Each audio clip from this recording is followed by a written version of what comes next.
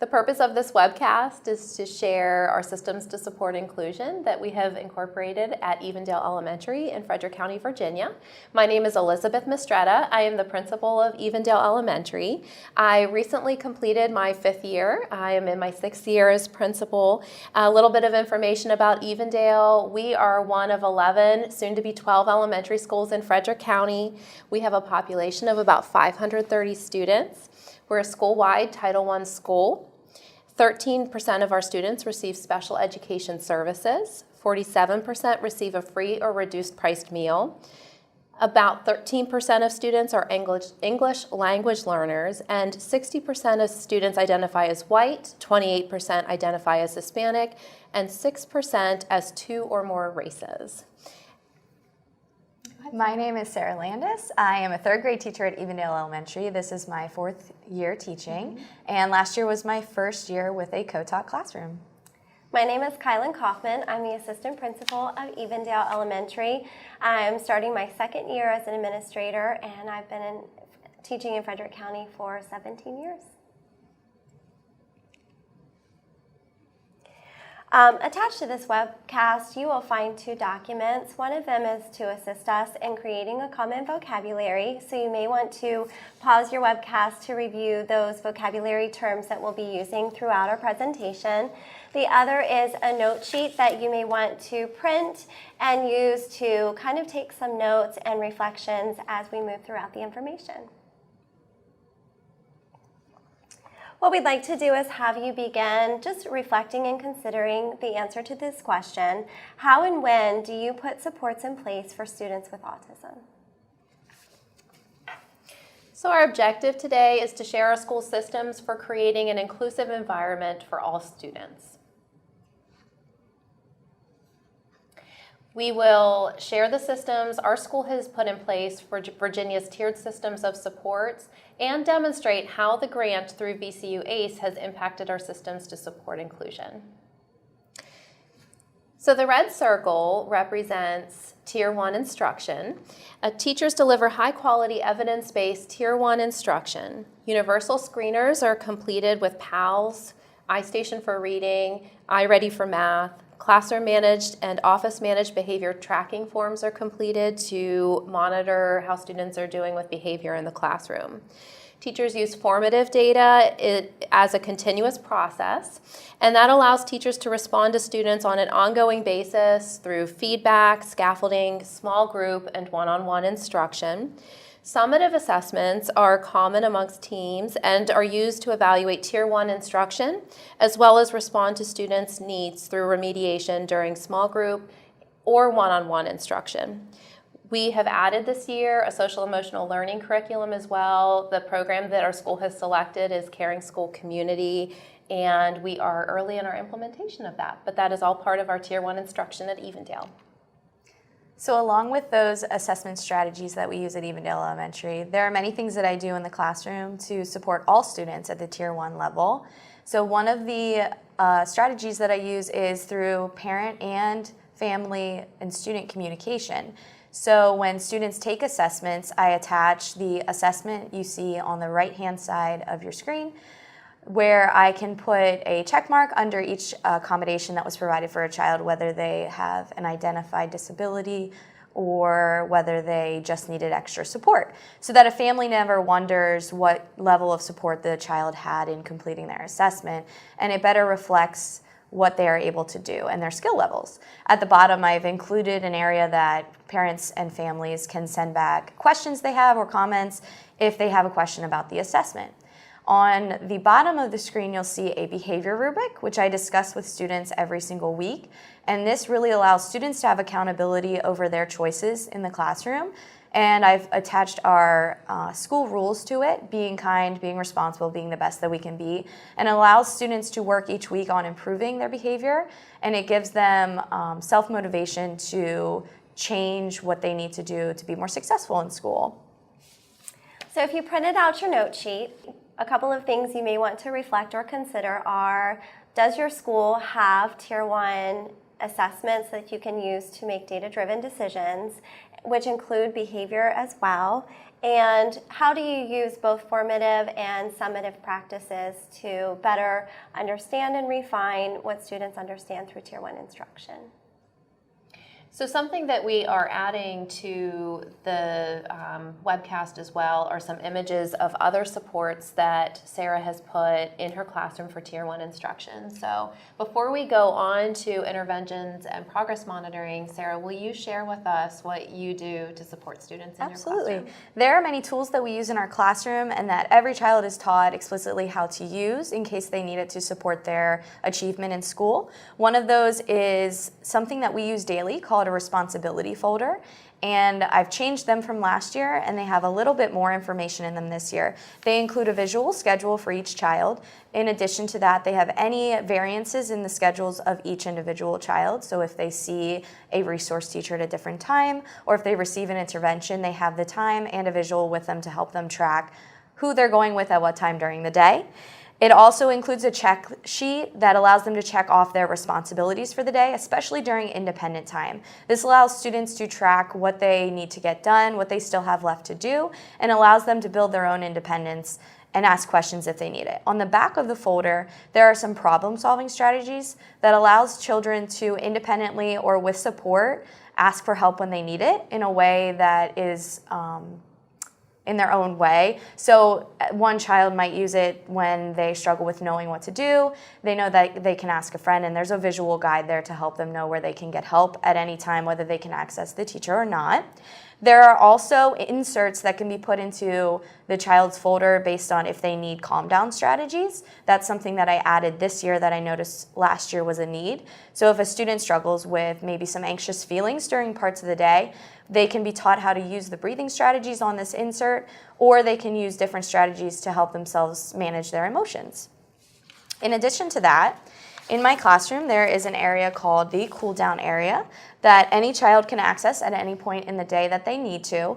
And these have many different tools to allow students to manage their emotions and their behaviors in a positive way. For example, there are timers, there are stuffed animals that can be used for comfort, there are breathing cards that allow children to take a moment and breathe and start to de-escalate their emotions.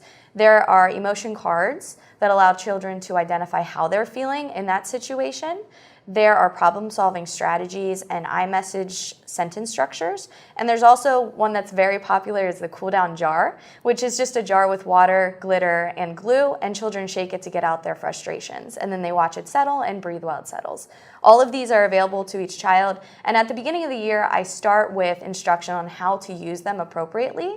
And we talk about how you can provide them for other students. Sometimes last year I had children who would notice another child getting frustrated and would offer them a tool, which was really great for our community. We talked about the caring school community. It allowed other children to support each other when they noticed they needed help. And I wanted to comment really quickly on the caring school community. It's new for us, but I see great benefits for all children at the Tier 1 level because it allows us to talk explicitly about how we manage things like empathy, caring for each other, how we can make sure that we're being good citizens so that everyone can be successful in school. And I've seen a great improvement this year from that. It builds very strong relationships within the classroom very quickly. We've seen great results from and it so across far. our school building so that everybody can support each other no matter where you are in the building. Very good. All right, are we ready to move on to intervention and progress monitoring? So the orange circle represents intervention and progress monitoring. And along the bottom right hand of your screen, you can see the different roles that people play within our school. And those dots represent their involvement at each level. So you can see that the classroom teacher and instructional coach are represented with a red dot, but then we bring in many more other people with that orange dot, which is the intervention and progress monitoring. We have an instructional coach at every school, at every elementary school in Frederick County, and we are very fortunate to have that role. But we also have a full-time intervention resource teacher. And because we are a school-wide Title I school, We have great resources that include reading specialists, math specialists, an ESL teacher, and then we have a full-time school counselor and a part-time school counselor. And then we also include the grade level team during the intervention and progress monitoring process, because it really is a collaborative process. So what we do is we get our team together about 3 to 4 times a year, and we review universal data. And that can help us make decisions about Tier 1 instruction, but it also helps us to identify what students are in need of supports. And so when we bring that wider group together, we look at, is it less than 80% of the students who are successful with the universal screener and we need to go back to Tier 1 instruction? Or do more than 80% of the students have the skill or the unit that we're looking at, but do they need, do the individuals or small groups need more support in certain areas? And that's where we start to drill down into what areas those supports are needed. And so we bring everyone together so that we can brainstorm exactly what the child needs. Is it a behavior issue or an executive functioning gap that is needed for the student to help them access their academic instruction? Is it an academic struggle that is then affecting behavior? All of those parts take place during that data conversation. And then our intervention resource teacher is really the key person in this, because she facilitates the meeting, and she will go through what options are available for research-based interventions for students. And we are still in a process of identifying those research-based interventions, but we have come a long way in the last few years. And so by the time we leave those meetings, we have a plan in place for what intervention we will be using for individuals and small groups, and how we are going to progress monitor in order to ensure that our students are making progress with the interventions that we have put in place, and if they're not, what else we need to try. So as a classroom teacher, I need to make sure that I have my data we have a giant dashboard that everybody can access. All of those members you see at the bottom right hand can see all of the information. That way we can have an open discussion about what the child is currently performing, how they're currently performing, and how we can help them improve and where their gaps may be, as you said. So I make sure that I have all of my data, and I also take additional data like any running records or anything that I'm noticing with behavior, as well as the time of day that it's happening. That way I can come to the table with everything that I need to identify how we can help the children. So sometimes it's the classroom teacher that delivers the intervention. Sometimes it's another teacher that will pull that student or push in and help with that student to meet their needs. One of the most important things about this data conversation is that it's dynamic. The decision that's made for a child that day is not permanent for the rest of the year. We continue to come back and look at their data and how it changes. And I think that's really key, because the child doesn't get stuck in one place. We're constantly looking back at how they're performing and making sure that we can give them the next level of support. So again, as you reflect on this second step in our process, consider what staff members you have available to help facilitate these things. If you do not have an intervention resource teacher, what person in your school building or within your structure kind of fills that void of assisting teachers and finding research-based interventions and helping with progress monitoring. Also consider, how do you maintain that data? We use a data dashboard as well as progress monitoring tools, but how do you maintain that data so that other resource teachers or other support staff are able to view it and provide assistance when necessary? Okay. So as we go through, you're going to notice that we continue to add these circles. The green circle represents problem solving, and we purposefully selected circles as representations because it truly is a cycle. So what you will see is not every child will go on to problem solving. For some of our students, their needs will be met at Tier 1 instruction. For others, it will be at the intervention and progress monitoring level. But for some who may not be responding to interventions, or we just need more time to talk in more depth about the needs of the student, we go into another level, which is problem solving. And so this brings in a more narrowly focused group. It continues with the classroom teacher and the intervention resource teacher, and depending on the needs of the child, it also includes specialists and an administrator. The administrator's role is really because the administrator has a broader understanding of what resources are available to the team and to the child, and can lend that perspective. The intervention resource teacher continues to serve as the facilitator of the process, and really what we do is we look at, in more detail, a full review of the child's cumulative scholastic record, what interventions have been tried, what their universal data is telling us, how students have responded to classroom instruction and those interventions. And it has the problem solving, while we don't necessarily like the term problem solving because we don't want to attach that there is a problem with the child, but it really is about kind of figuring out what is going on and making a hypothesis about what the struggle may be. And so we don't love the term problem solving, but what it does is really communicate that we're bringing the heads together and we're trying to figure out what's going on in the best interest of the child. So as a classroom teacher at the problem-solving level, this is when I bring all of that data that I've collected. I've put in place the Tier 1 instructional supports for all students. We've gone through the intervention, but this is when I notice that a child is still not reaching their full potential. So I love this point because I get to go to the experts and ask them, how can I support this child further before we continue along our process?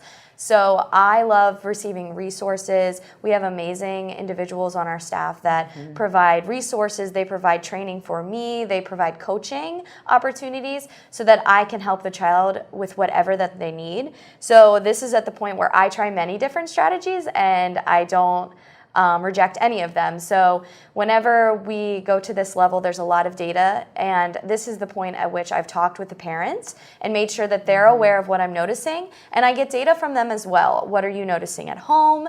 Is there any information you could provide? And it could be something that I didn't know that was going on, and I bring that to the table as well. So this is a really important step in the pre-referral process to make sure that we're doing everything we can before we look at, is there a further underlying issue? So another addition to the problem-solving process is that, like Mrs. Mistretta said, that really thorough review of the student's scholastic record. So our intervention teacher has been a constant with these students for several years, and that thorough review of the scholastic record gives us a really clear picture into maybe large attendance gaps or other issues that may have kind of been compounding. This is also an important process when you have a student that has multiple gaps to fill, and utilizing those specialists helps us prioritize what areas to hone in on first, as well as using some of the tools that they have to provide further assessments to kind of determine what's the first area of priority. So again, as you look at your note-taking sheet, if you want to kind of reflect on your own practices in your school, maybe something that you've learned that you think you could implement in your school, but really think about the child and what do you do when you provide intervention and they're still not making the progress we would like for them to or expect them to. What is your next step in making sure we're providing the correct intervention and really doing a thorough look at the child as a whole. Our school counselor can also be a great resource because the school counselor has a lot of background information on maybe a student's family situation that we're not always aware of. Okay, so the next step, and again I will repeat that we don't always go to this next level, but the next level is child study. So if we suspect a disability, and we may not, for the majority of students who go through this process, the Tier 1 supports that Sara has explained are sufficient for the child to be successful, or the intervention process or the things that come out of problem solving are quite often successful. But once we have gone through the problem solving process and we are still concerned about the child's progress, we will often go on to child study. And child study is a sort of universal term for this process, but in Frederick County we call it Special Services Referral Team. And so you will see that the number of folks who are included in a child study meeting has grown significantly. And this is where, if we suspect a disability, we bring all heads together to see if the team agrees that a disability may be present as well. And so we add a special educator, a school psychologist. This is where the parent is formally involved. The parent has been involved from the start through parent-teacher conferences, through regular communication with the teacher, through those processes that Sara has explained already, but this is where the parent is formally involved. We can come to child study through a referral from anyone, but in our school processes, this is how we get to child study. We have gone through the intervention and progress monitoring, we have gone through problem solving, and now we have brought all heads together to see if we suspect that a disability is preventing the child from making the growth that we feel they can and should be making. So if we suspect a disability, we will go on to an evaluation to gain additional data. If the team comes to a consensus that there is not a disability suspected, that will send the process right back into problem solving. So we never kind of come to an end of the road for the child. We will always send the child back in another direction or forward in a direction, and you'll see that visualized here at the end of our presentation. So this is the point for the classroom teacher where you've tried a lot of strategies, you've tried a lot of different supports, and you notice that the child is still not reaching their full potential. And as Mrs. Mistretta said, this is the point when we get everyone together, which is really nice to hear all of those perspectives because it allows you to gain even more information about the child and how they're interacting with people and how they're performing at different parts of their day. For example, the resource teacher has a very different perspective than I do. So hearing what's going on in resource is really important for me to gain a further understanding of the child. In addition to that, this is the point at which I start to get more detailed in my data taking. So I make sure that I'm looking for very specific times of the day that either a behavior or a struggle is happening throughout the day. And I start to really look for what is the cause of that, what is going on for them, is it a certain day of the week? And I take really detailed and specific data to make sure that I'm collecting as much information about how that child is performing throughout the day. At this child study meeting, we often will already have our specialists having worked with the student. So again, we have so many different perspectives at the table, from the classroom teacher to our intervention resource teacher to specialists who have done additional assessments. The special education teacher provides insight as well as the school psychologist. And it can be a difficult meeting for a parent, so we typically begin the meeting by kind of giving the parent the disclaimer that we do have to discuss struggles, and while their child has so many wonderful strengths, sometimes those meetings feel very heavy.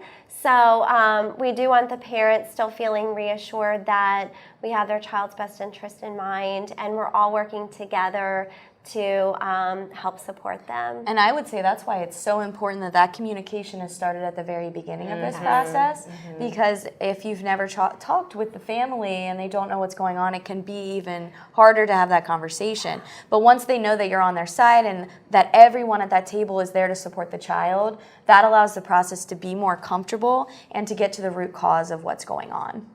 So if you want to take a few moments just to kind of capture your own reflections. How do you progress from Tier 1 through the intervention process, and what does your child study process and team look like? And do you have any thoughts or considerations about the consistency of team members, or how you might make your processes more efficient? So the yellow circle represents eligibility. And I should mention, if we do go through an evaluation, we have 65 days to complete the evaluation. It is usually less, but none of the supports that we are giving the child fall away. So we continue with interventions. We may even recommend a different intervention during child study, maybe define a different behavior to be looking at and keeping track of. But we are always working and will never stop and wait for the process to kick into place. So when we come to eligibility, you can see at the bottom right-hand corner, we have quite a few people who have continued to be involved and that will come back to the table during eligibility. And the eligibility process is really a review of data from the evaluation. It gives us great information about what the child's strengths are and how we can work with those strengths to support the child, whether they're found eligible for special education services or not. It also gives us an idea of the areas that they are struggling in, and what kind of accommodations, supports, or interventions we could put in place with or without special education services. And of course, there are certain things that can only be guaranteed to child through special education or a 504 plan, but this information is really invaluable to us. So last year was the first year that I had reached the eligibility process and had gone through that. It was very interesting to hear the type of conversation and the difference between the child study conversation and the eligibility. It was really a focus on achievement versus ability. What are they able to do when given the right supports and given those extra supports that they might need versus how are they achieving in school? So noticing where those gaps are, that they can reach a higher level, but they're not for some reason. And that conversation is really important to have with those other people that have more knowledge about specific disabilities or things that can be put in place to support those children. You'll notice again, we do have a large team there. Our intervention resource teacher has been a constant throughout this process. That person still does come to eligibility, takes very careful notes about strengths and weaknesses with the idea of if we go back to problem solving or if we move forward to an IEP, that person is going to then be responsible for guiding the next conversation. So again, our instructional specialists are there for similar reasons. They want to hear the information. They want to find out, are there other areas that we should probably be looking at within those 65 days? So we have, again, a whole team there, all looking at the data through their own personal lens. So again, if you'd like to take a moment, jot down a couple of your thoughts and reflections. Who do you have at your eligibility team? And what supports do you have in place for the child if they are not found eligible for specialized instruction, or what people are going to follow them as constants if they move into an IEP? So the next part of the process is something that we have recently added, and it's something that we have really found immeasurably valuable and important. Because oftentimes, and the way we used to do things, we would go through these processes of tiered interventions and suspected disability and get to eligibility, and that was often the end of the road because the child was either quote unquote handed over to special education for a case manager to write an IEP, or if they were found ineligible, the teacher may continue with some interventions, but we weren't always doing a good job of using that eligibility information with or without eligibility for special education services or a 504 in order to meet the needs of the child. So now we have added what we call staffing, and that is represented by that blue circle. And staffing includes so very many of the people who have been included from the beginning.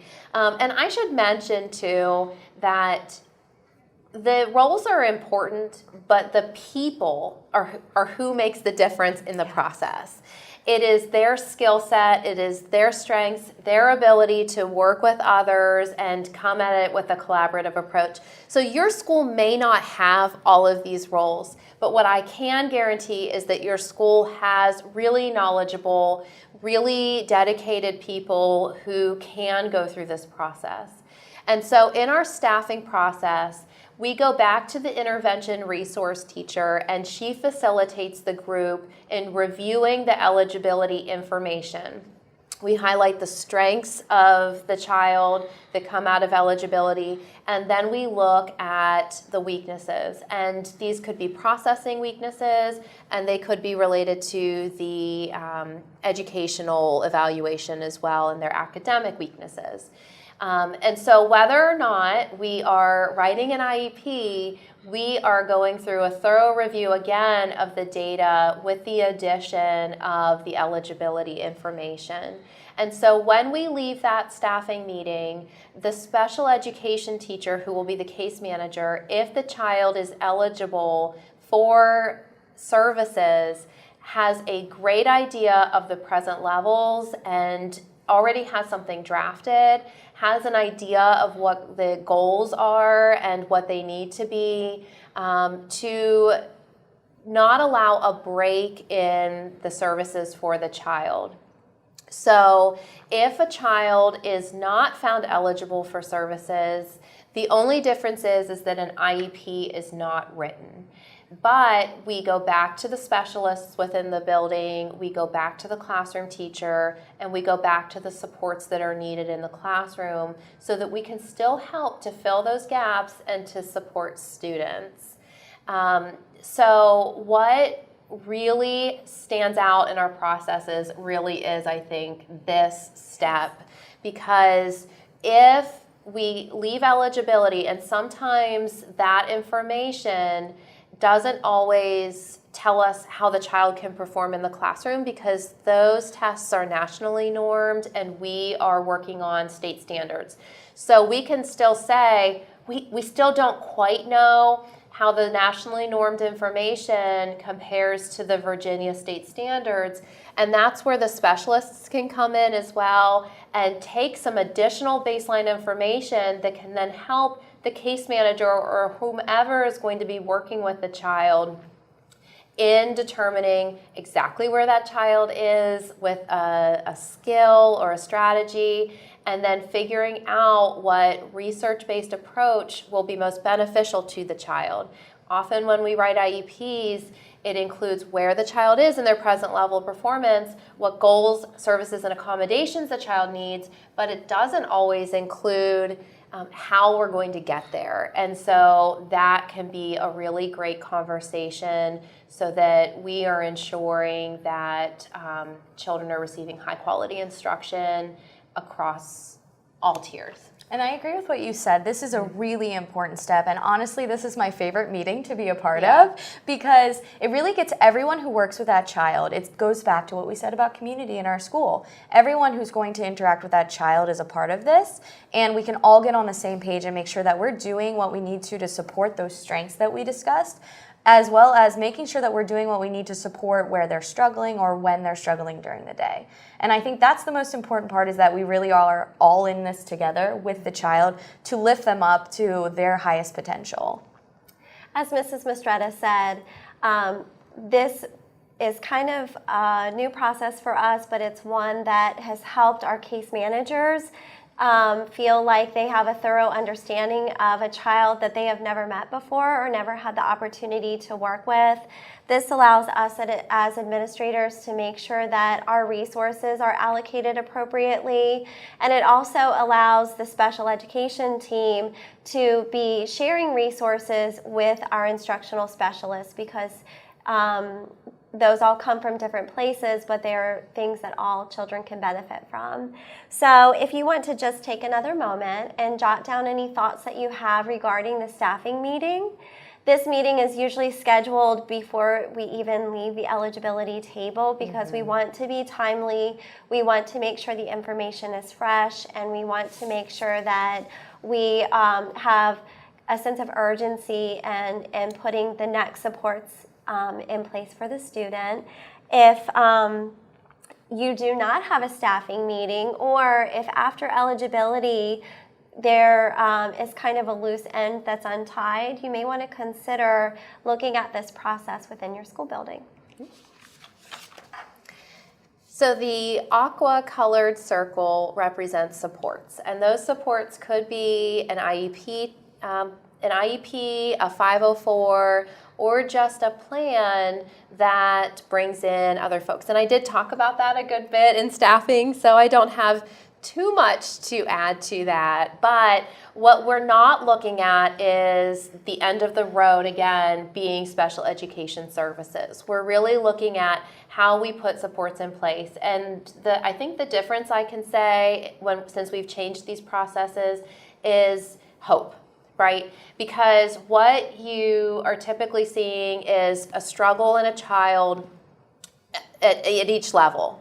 And sometimes the children are, they're persevering and they're keeping a positive attitude, but sometimes they tend to, become more aware of their struggles and start to feel defeated.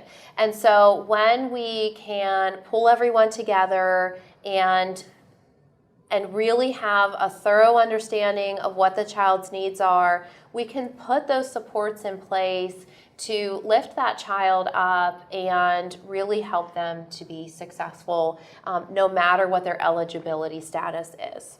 So adding to that point, this is when I add even more supports in my classroom.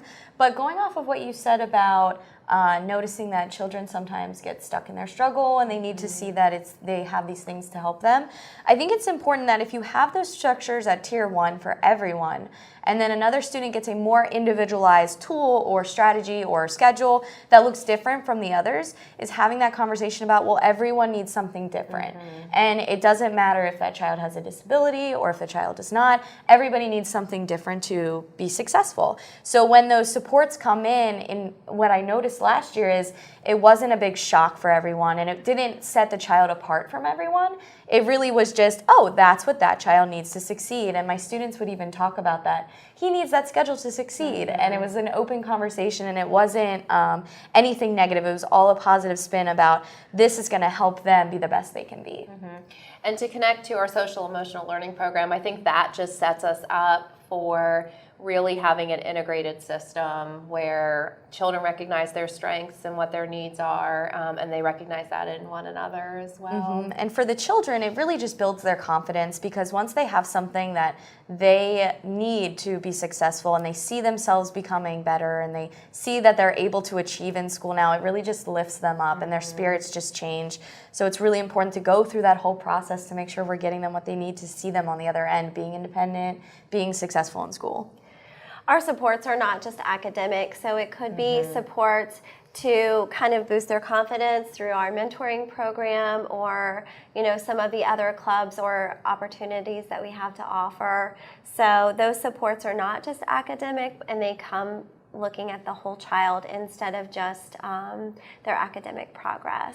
So if you just take a moment and jot down any reflections that you may have, consider after the eligibility, if you don't have a staffing process, how are those supports put in place for children, and how does it really provide them the opportunity for that inclusive environment, rather than making sure that those supports don't immediately exclude them from the other things that may be in Tier 1 instruction or with their general education peers.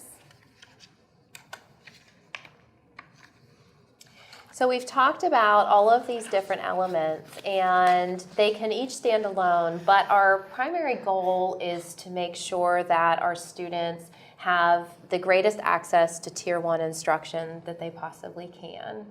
And so on this slide here, we are going to talk about what's been missing, what's been the missing part of our presentation, because these are each great processes, but there needs to be something that kind of pulls straight through. All right, so it's kind of the string that ties them all together. So as we've been working with VCU and the ACE grant, one of the things that we initially thought was this grant and the APERS assessment would help us at the eligibility or at the support stage. What we've learned in turn is it really begins, it's taught us so much about our Tier 1 supports. The supports that we put in place for children with an identified disability, those Tier 1 classroom supports are actually great for all children because all children are coming to us with a variety of needs, different home lives, and different attention spans within the classroom. So the supports that Sara puts in place in her class, like the visual schedule and the responsibility folder, those are great for students with an identified disability, but those are also supports that other children need to be successful in the classroom. And I will say that a lot of the information I received from the grant, such as that APERS evaluation, helped me really notice how I can support students with autism more. And it gave me, when I had meetings about those, it allowed me to look at what I can do to support them, such as there's many websites about communication. There's a lot of different tools that I learned about last year to help students with autism and to help them be successful with whatever their needs were. So I've learned a lot through this grant. And Sara frequently referenced the VCU ACE website with the learning modules, and she was teaching me things. And so that caused me to go on to the site and learn as well. So we really can't encourage you enough to check out that resource.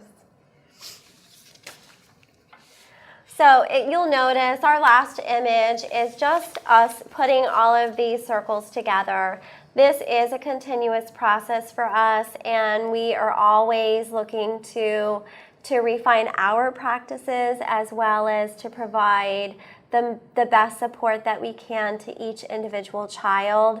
So we begin with Tier 1, but we are always moving back and forth between a targeted intervention while still maintaining solid Tier 1 instruction. And even the supports that are put in place after an eligibility really tie back to making sure those are Tier 1 supports that we can implement within the general education classroom that we know are good for all learners. You want to go ahead? Yeah, sure. So the final question for you to reflect on is how and when should you put supports in place for students with autism? So think about what we've talked about today and reflect on all of the things that Sara has shared that she is putting into place for all of her students with autism at the Tier 1 level, and then how those supports carry through at each level of support as we go through. All right, and so our final slide is our contact information, and we would love to connect with you. We would love to hear about what your school's processes look like. We have so much to learn from one another, but we are happy to field any of your questions or share any of the resources that we have mentioned today. So please don't hesitate to reach out to us. And on behalf of our team from Evendale Elementary, we really appreciate that you took the time today to watch this webcast and hope that you have gained an idea for your school and your classroom.